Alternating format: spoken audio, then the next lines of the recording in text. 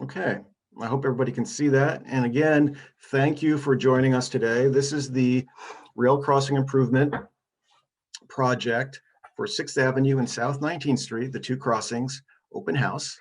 And it's a pre-construction open house. And, this was originally scheduled for January 13th, 2021. And Mother Nature kind of had a different idea for that day. And I want to thank everybody out there who contacted me on the 13th to let me know that your power was out, or I mean, I wasn't happy your power was out, but to let me know your power was out and that that you couldn't, your trees were down and you wanted to know how to access this recording afterwards.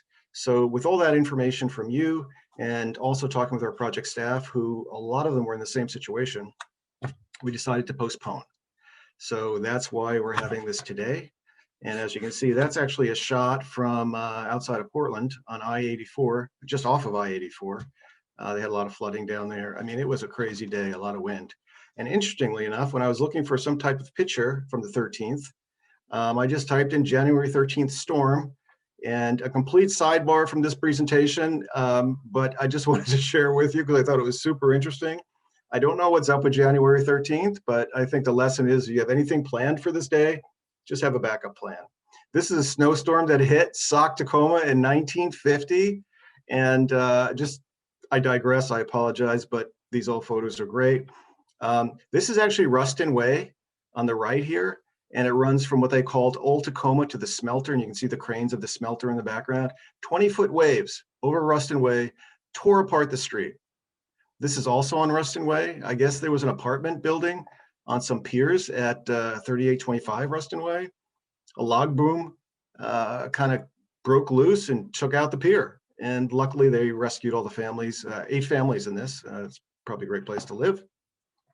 And of course, downtown Tacoma, Hotel Olympus, some military folks there. They had 9 inches of snow and the wind also topped 25 miles an hour. So I think our day, we had a little more wind than that, but I thought this was super interesting when I was looking at it. So I just wanted to share it with you. So January 13th. Anyway, okay, so back to the project. Rail crossing improvements. So we have 2 of them. One is at 6th Avenue, which is right up here. And this is Titlow Park right here and Titlow Beach right here. This is 6th Avenue, it's an arterial in the city, and it comes right through this rail crossing here. The rail line is shown as the dotted line, and South 19th Street is down here as well. This is South 19th Street that runs all the way up the hill here, and this is also an arterial, both important roads for us. They're both 1,600 feet away, apart from each other. So if DOT is on the line, I want to thank DOT for allowing us to put these 2 together in one project, because one, it saves us costs, it saves us time, and it helps us better coordinate these 2 crossings, because really these 2 crossings are kind of dead ends almost. Wilton Road kind of ends over here. So, and then we have Narrows Marina and we have Day Island Day Island Yacht Club. So it's going to help us a lot to coordinate construction activities at these 2 crossings in one project with one contractor. So again, thank you, Department of Transportation. And for those who don't know, this shot is taken from right here. This is the west end of Tacoma, and that's where we're going to be working. Okay, our project goals. These goals were outlined in our grants, and they're really to improve pedestrian and bicycle access and mobility at both of these crossings, reduce pedestrian, vehicle, and train conflicts at both crossings. There are 2 tracks that run right through here, so this is important for us. Improve existing railroad crossing protective devices, and of course, reduce train noise. The next 2 slides, I'm going to go over these goals in a little more detail and show you how we're going to meet these goals. So how do we achieve our goals? We're going to improve access and mobility. Well, what I have here is, I'm just going to move that. What I have here is a little shot of 6th Avenue, our proposed construction. And so we're going to realign sidewalks. If you look at 6th Avenue down here at Titlow, the sidewalk runs along the street. It's parallel to the street and crosses these 2 tracks at somewhat of an oblique angle. It's not, I mean, the goal is really to cross in a perpendicular fashion. So what we're doing is, instead of having the sidewalk run parallel to the street, We're going to have it jut out a little bit so pedestrians can really cross perpendicular to the tracks. It's safer for pedestrians, it's safer for bicyclists, it's safer for people with strollers. It's really the preferred alternative. So that's what we're doing here. We're also doing it in 19th, and we're doing it on the other side of the street, and I'll show you that in a slide or two. We're going to provide crosswalks and ADA accessible ramps at the road crossings. For example, if you look down here by this mailbox at 6th Ave, there's a ramp here. It's not ADA accessible because it's not built correctly, and there's no receiving ramp over here. So what we're going to do is we're going to improve this crossing. We're going to build new ramps and put a striped crosswalk here so people actually have a place to cross. And we're going to add tactile warnings to the railroad crossing. For example, this is at McCarver, and we did this work maybe a year or so ago, and we added a bright yellow tactile warning to let people know that, once you get beyond the gates, you're entering a zone that's, you're in the railroad space at that point. So it's really important to let everyone know, including those with vision impairments, to, just be aware of your situation. How do we reduce conflicts? Well, this is a pretty unique location at 6th Avenue. If you take a look, we have a driveway on both sides here that go to a north parking lot and a south parking lot, and they're both pretty much used for steamer customers at this point in time. And then we have people trying to cross the rail crossing with cars going back and forth. And then we have these trains on 2 tracks going back and forth. So this is not an ideal situation for a crossing, especially at Titlow. There is a tremendous amount of activity in the summer here. So what we're doing is we're going to remove these driveways. We're going to take them from here and kind of shift them around the corner on both sides. And I'll show you that in one of the upcoming slides. But we're going to get them out of the throat of this rail crossing. And we're going to limit railroad crossing locations. I mean, if you look now, there's a gate here on the near side and a gate on the far side. When these babies come down, you can walk out and around. People can cross anywhere they want. And we really want to try and avoid that. So we're going to be putting up some fencing, some railing. This is black ornamental railing. This is at McCarver again. And we're going to be doing the same thing at both South 19th Street and 6th Avenue. And as an example, you can see, if you're coming up on the sidewalk here, we're going to have a little railing that runs right along here. So you can't jump out into these tracks. We're going to add vehicle and pedestrian railroad gates. We don't have pedestrian railroad gates right now. So what we're going to do is going to be 4 new railroad gates for pedestrians at this crossing, 2 on each side. And if you look at the red arrows, you can see where they are. And they're going to drop down just on the other side of those bright yellow tactile warnings. And they're going to let people know that, hey, it's one more visual cue to say, a train's coming. Just hold off. Don't try and beat the train and just wait. So those are going to come down at the same time these rail gates come down. And we're also adding additional vehicle gates because there is so much pedestrian activity in this area in the summertime because of the restaurant and the beach and the park. We're going to put a second gate opposite each of the existing gates. So this is one gate kind of on the north side. There's going to be one gate over here on the south side. Those gates are going to drop down, and that's going to be another cue to people and vehicles that when a train's coming, don't try and rush the tracks. And of course, we're going to update pavement markings and signage. This is at McCarver as well. We have a new sign here. It's look, additional trains may approach. It shows 2 tracks, and it's just encouraging people to look both ways. And of course, the additional pavement markings, the RXR, we're going to put that in at all standard railroad crossings as well as the crosswalks. So one more slide of this. How do we improve our railroad protective devices? Well, this is the South 19th Street, and we're doing the same thing here. Again, there's one gate here, and there's one gate on the far side. Well, we're going to put 2 gates in and really discourage people from coming over into the marina when trains are coming. We're also going to add pedestrian railroad gates at the Ped crossing, and I'll get into why, the sidewalk is only on this side. But again, here are those pedestrian gates, and they're there to encourage people, as I said, to hold up before they cross when a train is coming. We're also going to upgrade the flashing signals to brighter LEDs. We did the same thing at McCarver.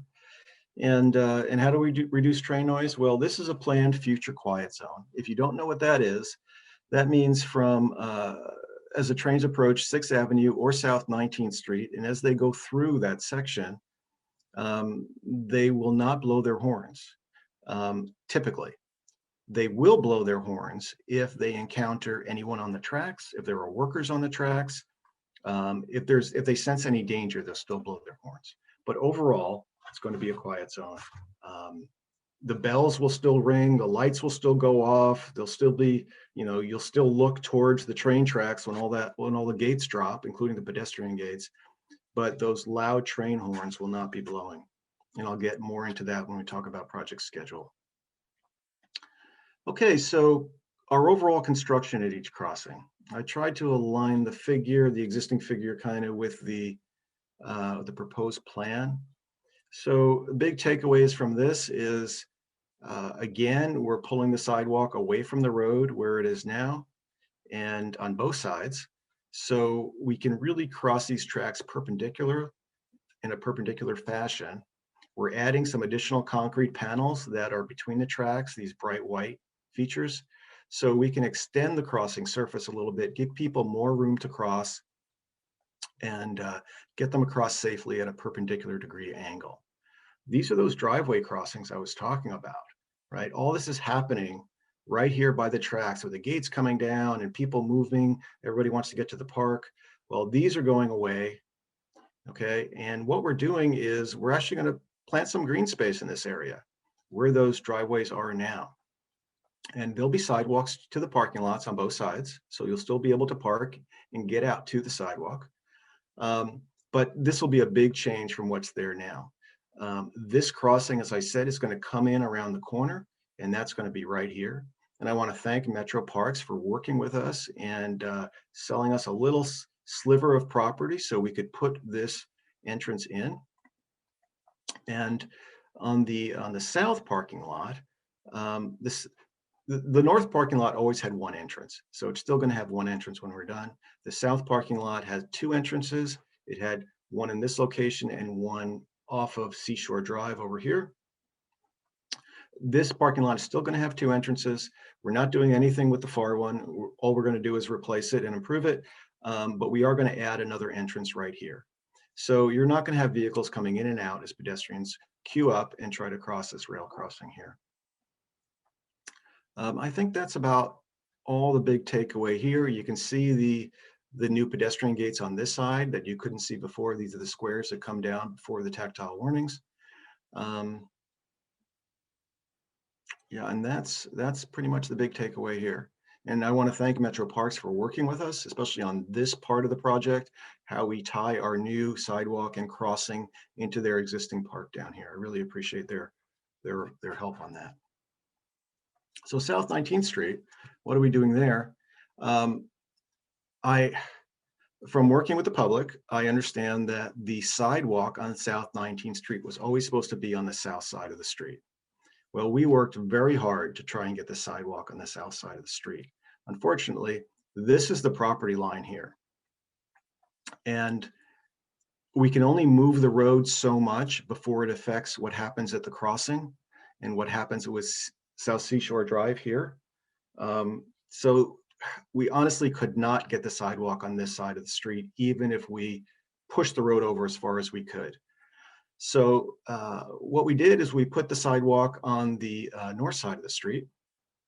Again, you see the perpendicular crossing, you see the two gates and so on, but we did put two crossings in on each side. So if the sidewalk is ever established all the way up the hill here, you'll be able to come down, cross, and continue across, and then you can access the marina, you can access the restaurants, etc.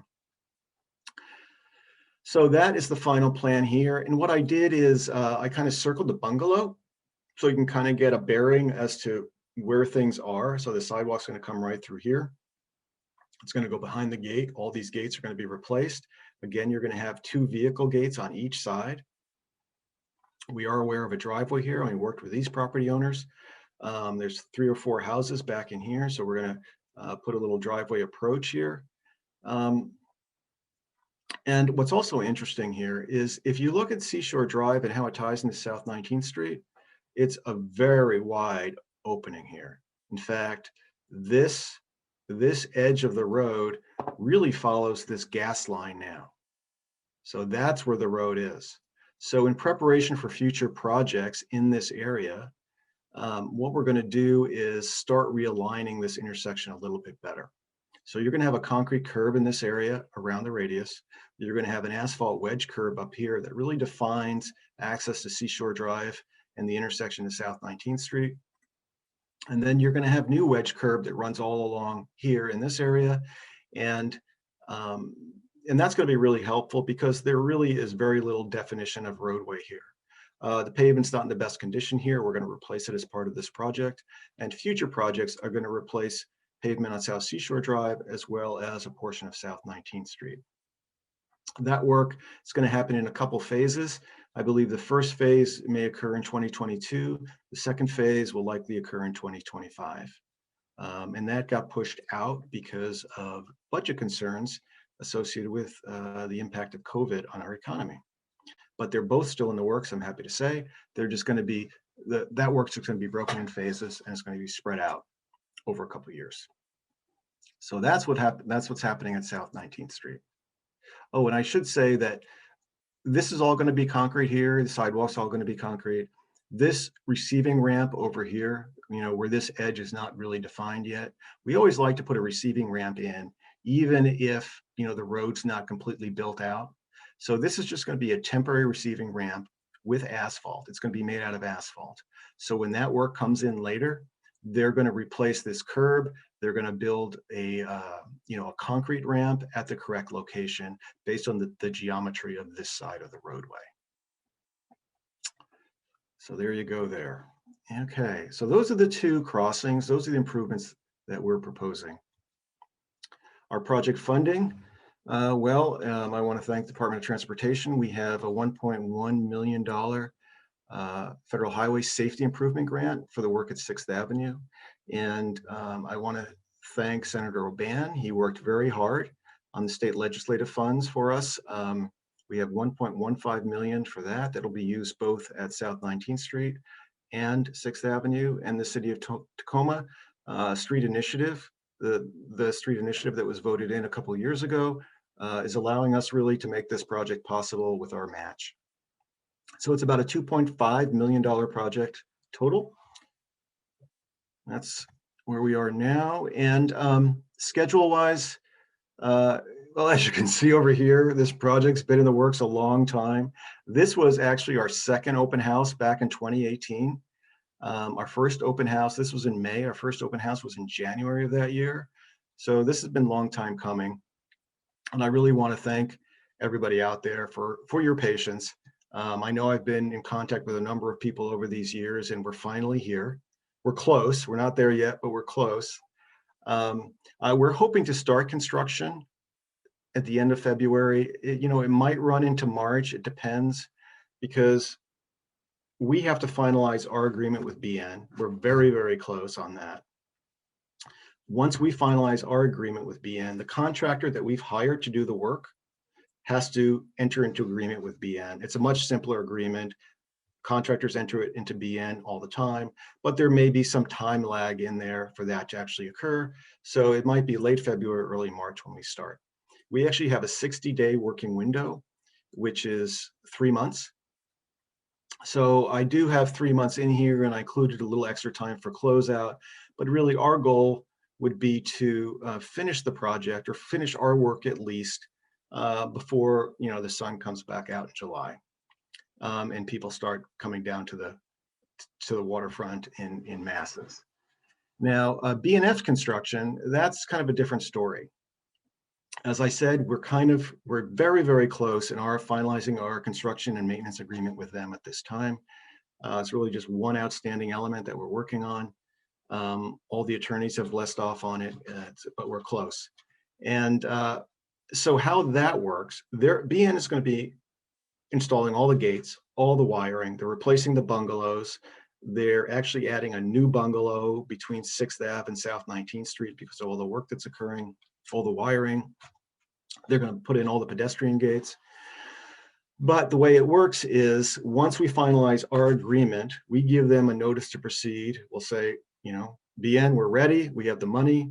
go build it. And the way they work is they have 6 months to build it at that point in time, or that's their goal. They don't have any amount of time. It's really their goal. My experience working with them on other projects is they finish well before that 6-month window.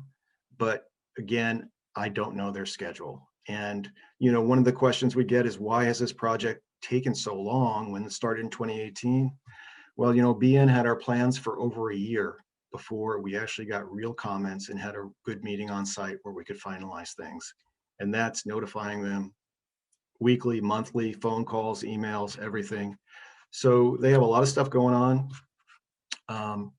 But that's why we're at 2021 now.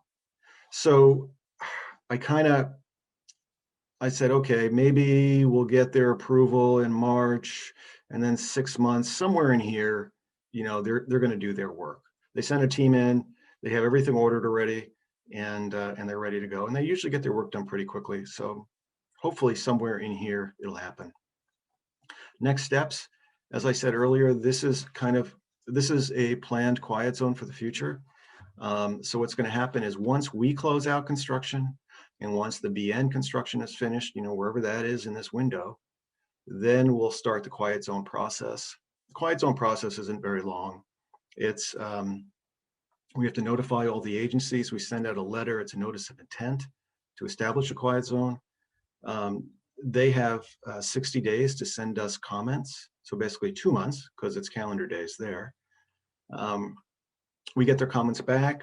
We review them. We've been working with BN this whole time, so we don't expect a lot of problems or a lot of feedback. Everything we're installing, we're really installing everything, especially at 6th Ave, for all the pedestrians that are out there constantly in the summertime. But a lot of that stuff will also fall under quiet zone qualifications for a crossing. So we don't expect any problems from the Federal Rail Administration either. We expect this to go pretty smoothly. We'll have a couple more signs to put up later, but that should be pretty much it. So after that 60-day comment period, we get their comments back, we review their comments. If there's no big changes, then we issue a notice of establishment for the quiet zone. Once that letter goes out to all the parties, the horn stop blowing in 21 days or sooner.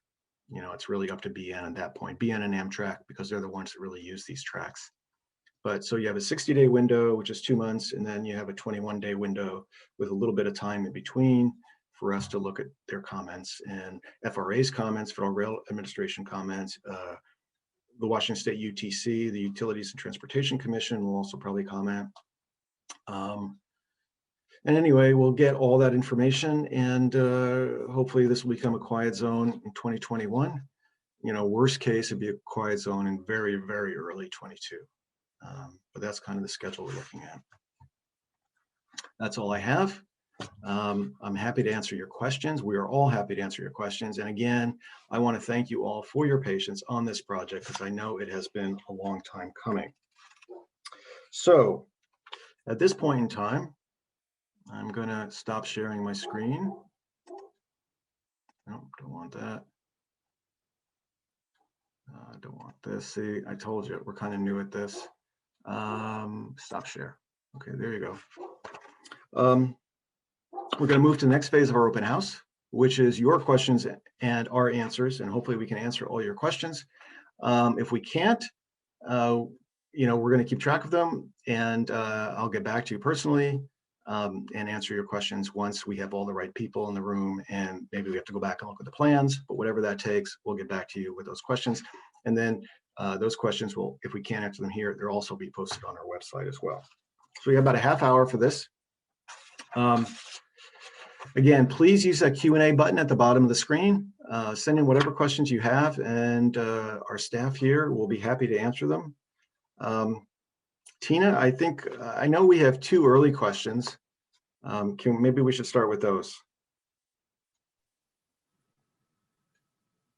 Okay, so we do. So we have a couple that came in previously, and it looks like we've got 4 that came in so far on the Q&A button at the bottom. Perfect. So the first one, Mark, is what will traffic be like during construction? Okay, that's a really good question, because there's not a lot of room to work down there. And both of these crossings, like I said, are kind of dead ends. And so we really have to maintain two-way traffic as much as possible. Because we are replacing the entire roadway approaching these crossings, both at 6th Ave and South 19th Street, there may be times where it'll go down to one-way flagger controlled. But the majority of the time, it'll be our goal to keep, 2 lanes of traffic flowing at all times. And when that happens, when we go to 1 lane flagger controlled, so cars will stop, some cars will get let through from one direction, stop, some cars will get let through from the other direction. When that happens, everybody will be notified, and there'll be VMS boards or those big electronic message boards out there. They'll let people know that this type of activity will happen. It'll be out 7 days in advance. We have really good inspectors at the city, and they'll be reaching out to kind of all the stakeholders in the area. So this is coming. And if there's some weekends that aren't good, or if there's some days that aren't good, we can work with you and the contractor, our contractor, to make it as smooth as possible. Okay. Do we have another one from email, Tina? I think we do. And I'm going to merge one that came in recently too, because they're very close. Okay. So the one that came in is the most popular question by far. Will the train horns ever cease blowing? And this one you can probably merge as well, Mark. Is there a minimum decibel required for the train alarm? And if so, will the alarms be set at a minimum level? Okay, so that is one of the most popular questions I have received. I get that question almost every week. So yes, the long-term plan is a quiet zone, as I indicated, and that'll probably occur later this year or very early in 2022.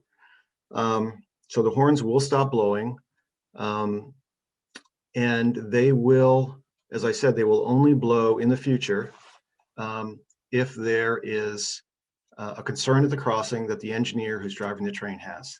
If they see any of their workers, BN workers out on the crossing doing something, they're going to blow their horn. Again, it's all for safety. If they see any pedestrians close to the crossing, they're going to blow their horn. They have a standard. Signal that they blow, as they approach the crossing. Train horns are the decibel they are.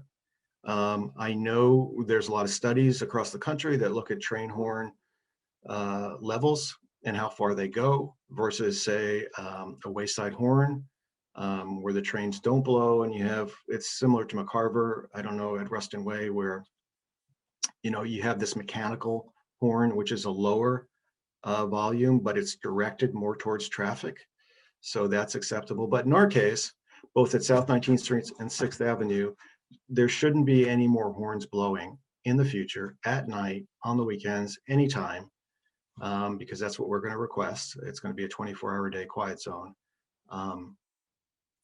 And again, only if the engineer feels that there's some danger at the crossing. And they'll probably take some time in the beginning, after that 21-day period that I talked about, where the trains are supposed to stop blowing horns. Well, there's a lot of engineers out there, a lot of trains coming through very quickly. Some may forget, some may not see the signs. It's going to take a little bit of education on their part.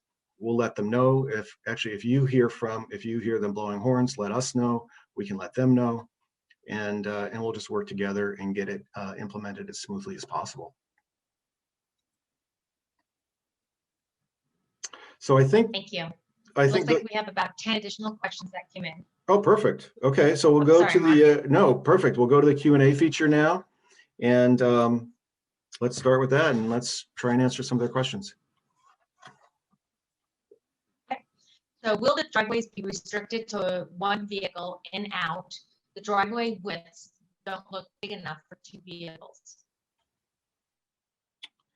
They're a standard width driveway. I'll have to go back and look. Hold on a minute. I do have my plans right here. We have It's about a 20-foot opening in each case. It'd be a little tight for 2 vehicles. Actually, those parking lots are a little tight in general. So I think 2 vehicles could get by, and I can work with our designers and look at that and see if this is standard and you know, is there a better fit for this area, or is that what we're working with? But for example, the parking lot in the south, that really is ideally a one in. You're going to go in one entrance and out another one. So we'll probably mark it that way. The parking lot on the north always had one entrance, and it'll have one entrance again and one exit, you know, the same one. And that is 20 feet wide. So we'll look at that a little further, but it also needs to accommodate garbage trucks and things like that that use that parking lot for, or that, you know, where containers are stored in the back there. So, so yeah, we'll certainly take a look at that. Thank you. Can you repeat the timelines for each component of the project? Can I repeat the timelines for the what? Each component of the project. Oh, sure. You know, why don't I just share my screen again real quickly, and I'll go back to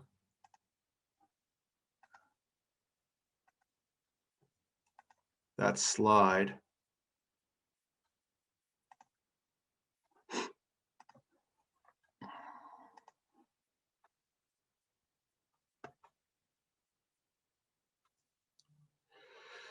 So the schedule, our body of work, the city's body of work is all the sidewalk work, all the road work, all the curb and gutter, the crosswalks, the curb ramps, all the constructed things, all the constructed components in the right of way. That we've already hired a contractor. That we're hoping to start either late February or early March. Again, it depends on our contractors contracting with Burlington Northern because they're working around their tracks. And then our contractor has 3 months to complete all that work. And depending on the weather, if we get a lot of rain or something like that, they, you know, it'll stretch on a little bit longer because they can't work in the rain, especially when they're pouring concrete or laying asphalt. So, you know, and if it takes them 3 months, then you're looking at probably sometime in June when we finish our work. Burlington Northern's project, I honestly don't know. I kind of took a guess when that was going to happen because it has to do with our agreement. I said we're very close. There's only one issue remaining in our agreement with BN. Once we get that executed, we say go BN. They have 6 months to complete their work, or that's what they strive for, 6 months. So in my experience is they get it done much sooner than 6 months usually, but you know, that's what we have to kind of look at. So their work, which is all the gates, will stretch into later in the summer, possibly. I mean, they may be able to start once they order all the equipment, you know, a month or two after we give them the go ahead, and it may only take them a month or two to complete the work. So they may finish in July. I don't know, but that's kind of where it is. And then once all our work is done and Burlington Northern's work is done, then, you know, we'll start in the quiet zone process. And so this schedule, you know, could actually start back here maybe. It just all depends how, you know, when all the work is complete. And then the schedule associated with the quiet zone is there's a 60-day comment period after we send out a specific letter. We review comments we get back, and then there's another 21-day period. And then anytime in that 21-day period, they can stop blowing horns, or they can wait till the 21st day and stop blowing horns. That's a federal requirement, a federal standard, and that's kind of the layout of the schedule.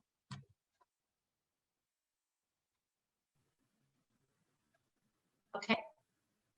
I have one here. Will quiet zone, I'm sorry, Mark, hold on. So Okay. there's one here from Mr. If you repeat your question, he just has end of March. So I'm not sure what that is referring to. But then he asks, with steamers leaving at the end of the month, and this is it. And do you know what will replace it? Is it zoned for a restaurant? You know, I don't know what's going to happen with steamers. I'm sorry they're going. It's, you know, I enjoyed that restaurant. A lot of people did. I don't know what's going to happen with that property, and I don't know what's going to happen with the restaurant. So We'll just have to see what happens, and we'll probably read about it in the newspaper. That's all I have for that one. And you may have already answered this one as well, Mark. Will the quiet zone be a statistically mounted horn, like what there is at McCurd and Zilkham? No, there's no horn associated with the quiet zone. So one option of a quiet zone, so the trains don't blow their horn, is to put in what's called a wayside horn. It's much quieter than the train horns, and it blows directly at the traffic. We have one at the McCarver crossing at Ruston Way. And it's just a mechanical horn noise that blows, for so many cycles. But we don't need that here, because what we're putting in, one, not only serves all the pedestrians in the area, because we really need those double gates on both sides of the crossings, especially at 6th Avenue in the park and the beach and the restaurant, because people mill about everywhere. So by putting those in, we automatically qualify for quiet zone. So we don't have to put any additional horn structures in. We don't have to put in any additional features. And because we're doing the same thing at South 19th Street, it also automatically qualifies for quiet zone. So we don't need any additional horns.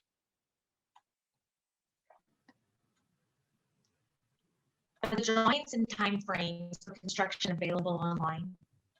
No, but as soon as we get a better defined schedule, I will post that online, because really, as I said, that one item we're working with BN with, I email them weekly, I leave messages, and we're still, I'm still waiting to hear back. And so that's pretty much all we can do. I know they have derailments. I know, this office in Seattle manages the whole Northwest region and parts of Canada. So they have a lot going on, I'll give that to them. And they're working with other jurisdictions for quiet zones, Bellingham, et cetera. So there's a lot of stuff happening. We'll keep working it. And as soon as I know, as soon as our schedule is more defined, whether it's our work or BN's work, I'll get that up on the schedule and let everybody know. Or get that up on the website and let everybody know. We have one that came in about quiet zone, and I think you may have touched on this a bit. Once the quiet zone is established, how will the engineer know not to blow his whistle? What training will he have to establish? That's a really good question.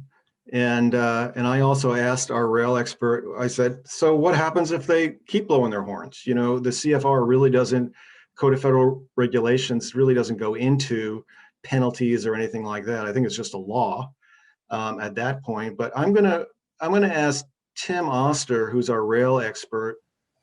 Tim, how do the engineers know as they approach this that this is now a new quiet zone?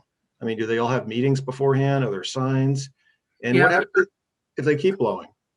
Yeah, there's several different things that happen that inform them that there's a quiet zone established. They have general orders, which they, as engineers, have to review every day when they come to work. And those general orders will now show, once this quiet zone is established, will show that these two crossings are quiet zones.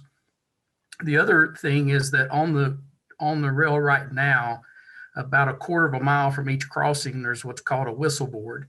That's just a post with a W on it that reminding engineers that they're approaching a crossing, so they need to start sounding the horn. So once the quiet zone's established, the railroad puts QZ signs underneath the W's to let them know that these are established quiet zones. So there's a visual effect that way as well. And then if this area is positive train control, where you're starting to use computers and along the track that monitor the train speeds and locations, the quiet zone is entered into the computer software that activates the train horns. So if it's one of those areas where there's positive train control, then the computer software will not sound the horn automatically. Now, the engineer, as you said, still has the opportunity to sound the horn himself if he sees something along the track that he needs to sound it for. So in the engineers, there's a lot more quiet zones across the country now, so you're getting more used to the fact that they have a lot of these quiet zones. So there's several things that that'll make them aware that it is a quiet zone.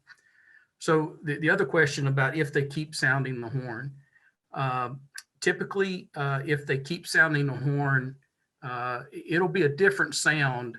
If they sound the horn for construction or they see somebody, it's usually a shorter kind of blow because they see someone. If they're sounding it like they come through there and they just forget there's a quiet zone, they'll start sounding about a quarter of a mile away.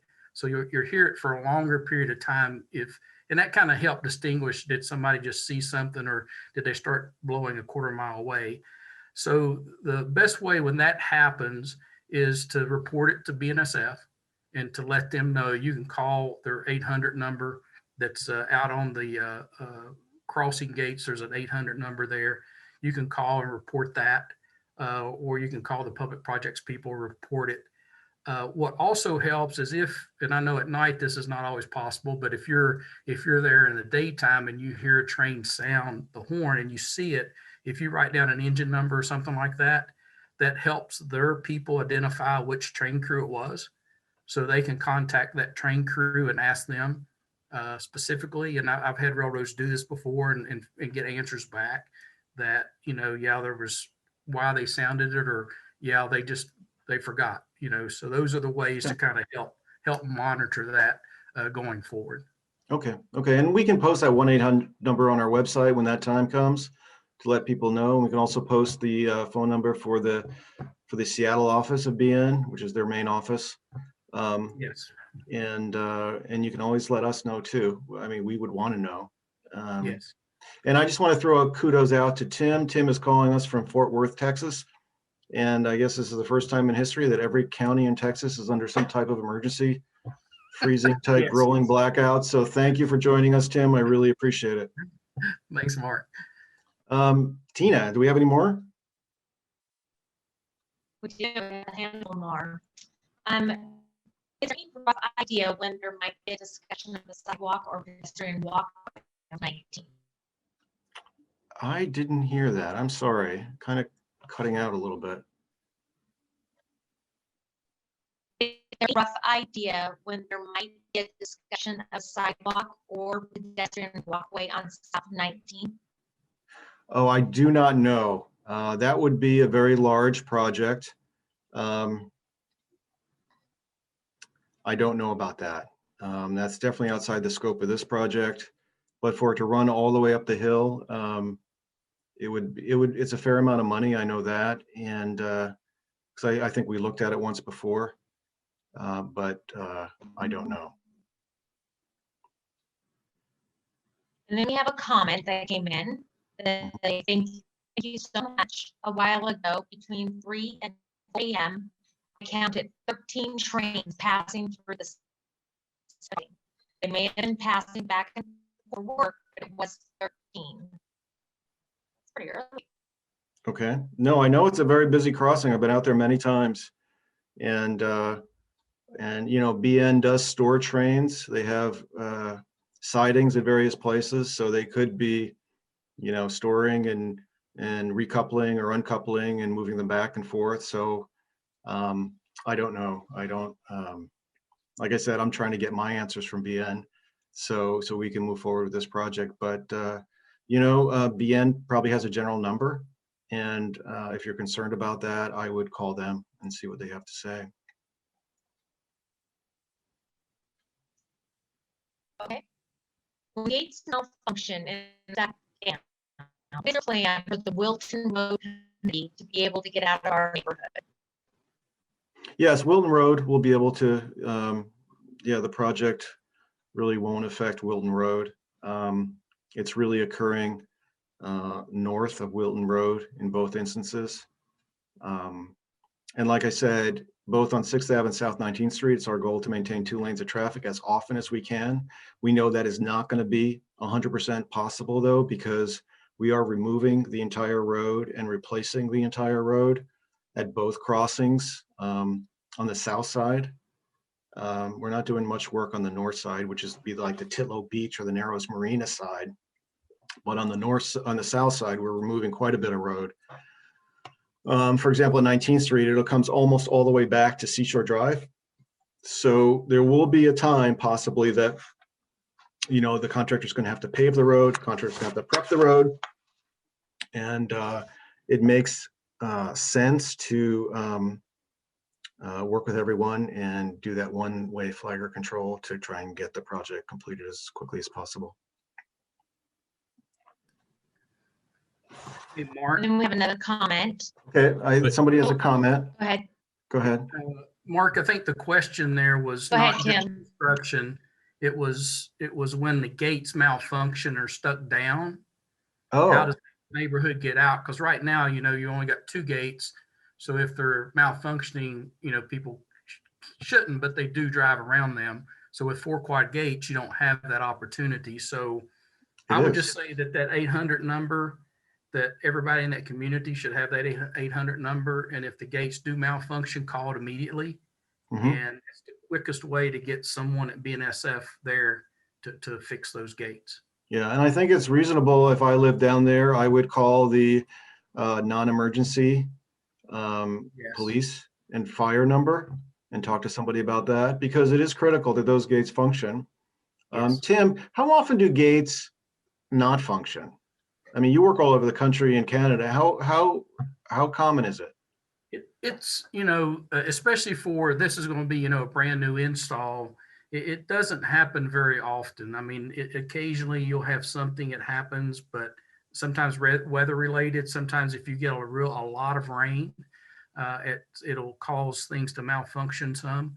But their maintainers are usually not too far away, especially in the daytime. They work a corridor, so they're not that far away. If they get an emergency call, gates are down, they can typically head that way. So it's just during maybe a bad storm, and you may have several, but not that often. They do occasionally. Okay. All right. Thanks for that, Tim.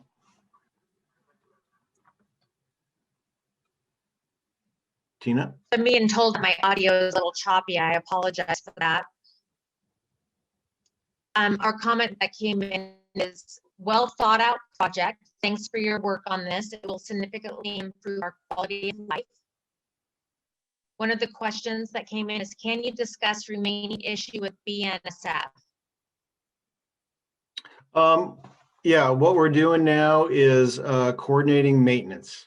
So because we are putting in all these additional gates that from BN's perspective, they don't need, they're requiring us to pay some maintenance on an annual basis, and which is reasonable. So we're just working on that final number right now for the 2 crossings. And like I said, I think we're super, super close on it. There's, and I say it's reasonable. There's different state laws, and they can be interpreted in many different ways. I know Bellingham is paying maintenance. I know Seattle's paying some maintenance. And there are other crossings that, aren't paying maintenance. So for example, we just put pedestrian gates at McCarver a year or 2 ago, and there was no requirement for maintenance there. So I think BN is going through these growing pains where they want to start charging maintenance fees. And Union Pacific, for example, has been doing it for a very long time. They actually have standard tables they use for maintenance. And, in these maintenance fees, it's annual and it goes on forever. So it's something we have to budget in our system. And so we want to get a realistic number if this is what it comes down to. And so that's what we're working on. Thank you. Is there discussion of restricting trains from travel during a specific period of time? For example, 11 p.m. to 6 a.m. Is this even possible? I don't think it's even possible. I mean, the railroads dictate a lot. They're not required to even go through, the standard permit processes that everybody else goes through. So, Tim, maybe you can comment on that. Have you ever seen that anywhere where there was such an outcry that they stopped running trains between certain hours? No, that's not even possible. Just Yeah. federal regulations for transportation of materials. Just they don't operate on any set schedule. It's just when they can get trains available and engineers available and move them, they move. So no, that's not possible. It's a great idea, but thank you. Another question came about South 19. You Okay. alluded to the future construction projects regarding 19th Street and South Seashore. Can you explain what those projects are? Well, there's a construction project in the works because of the voter approved street initiative that everybody in Tacoma voted for, where we've been repaving streets, primarily residential streets all over the city, making some curb ramp improvements, some sidewalk improvements. We have a web page where all that's being tracked, and you can see the miles and miles and miles of streets that we've repaved in this it's that street initiative project goes over a 10-year period. So a lot of our gravel streets were really in bad shape. So they're all getting repaved now. And Seashore from 6th Ave to South 19th was identified as one street to get repaved. And portions of 19th Street, portions of 17th Street, portions of 6th Avenue, south of the Titlow Beach crossing is all going to get repaved. And again, as I said, that's, there'll be a small portion of work, and this is because of COVID and the budget impacts. There'll be a small portion of work sometime in 22, probably later 22. And then the larger phase will probably come in again in probably 2025.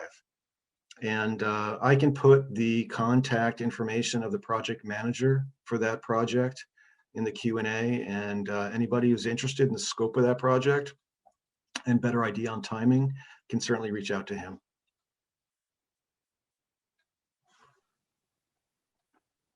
Okay, last question here. Are there plans in the construction to move back the control shafts that are currently obstructing crossing vehicle visibility on the rail line? It's hard to look for trains with the metal sheds in the current position. They're just wondering. That's a really good question. When we get BN's plans, they're kind of like stick figure plans and single line diagrams. And it shows where the bungalows are going. We can certainly ask them. And I couldn't tell, Tina, is there one crossing in particular that has site issues? They didn't specify. Okay, well, if you're still out there and it's either 6th Ave or South 19th that you currently have site issues because of BN infrastructure, we can certainly work with them and ask them about that. We can have our engineers take a look at site distance in those areas and see how it applies. But again, because they're federal folks, it's, we can ask them to do something, but they'll, they're very cooperative and they're very helpful. But when you have their attention, but I can't guarantee anything's going to happen. So if you're out there, if you're still on the call, please submit another note as to where that site distance issue is, and we'll take a look at it. Perfect. 19th Street, Mark. Okay, great. Yeah, we'll certainly take a look at that. And if you have, and actually it would be really helpful if you went to the website and just grabbed my email and shot me an email so I could coordinate with you later on this issue, because it's the first I've ever heard of it. Because that bungalow right now is right here. And I think they're going to replace this one with a new one. And the other one is going to go, between 6th Ave and South 19th over here. So I would like to get more information on where you're having the site distance issue. And like I said, we can get our traffic department to take a look at that as well. Mark, I just want to comment on that real quick. Oh, go ahead. I think on that bungalow at 19th, that one is going away and the new one will be in the northwest quadrant for the crossing. In the north, so this is, north is up. Yeah. So it's going to be over here somewhere? No, it's going to be over there where we provide. Over here. Right there, yes. Okay. And I think that alleviates some of that. But even with that, When we have sight distance problems at a crossing, the answer to sight distance problems is putting in lights and gates so that the lights and gates notify someone when they can't see far enough down the track. So, so with the lights and gates here, you do want to see down the track as far as you can. And they have standards where they set the bungalows. Okay. But yeah, we definitely look at that with BNSF to make sure that we're not setting it in a place that hurts the sight distance. Okay, well, please, like I said, grab my email, whoever submitted that comment, and let's talk about this further. Thank you.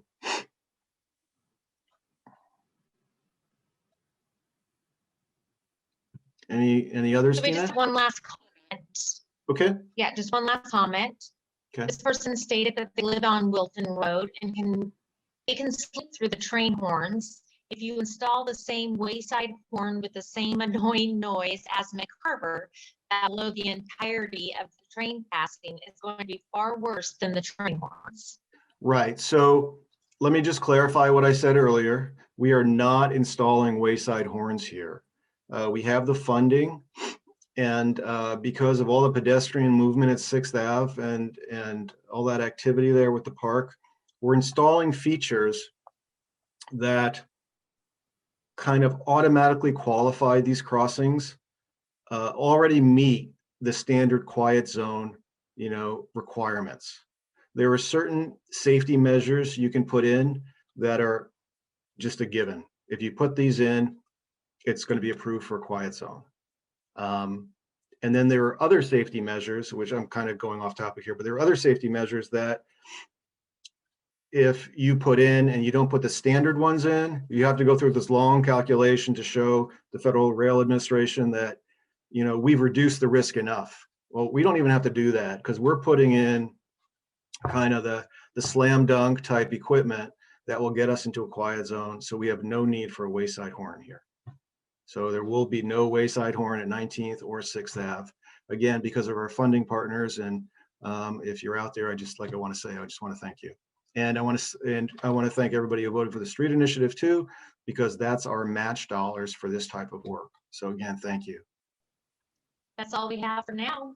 So thank you everyone for submitting their questions. Yes, thank you. And I'm going to stop sharing now. Okay, so thank you, everybody. And again, if you have any further questions, go to the Rail Crossing Improvement website, which is cityoftacoma.org/rail crossings, all one word. And my contact information, Mark DeAndrea, is at the bottom of the page, phone number, email, just send me a question anytime. If I get it in the next week or two, I'll post it with all the others. If not, we can just keep talking and we'll figure stuff out. I will post the project schedule once I know it more, hopefully later this month. And hopefully you'll start seeing construction signs and construction activity out there. And I want to thank Metro Parks again for working with us and selling us that piece of property, little sliver that makes all this possible.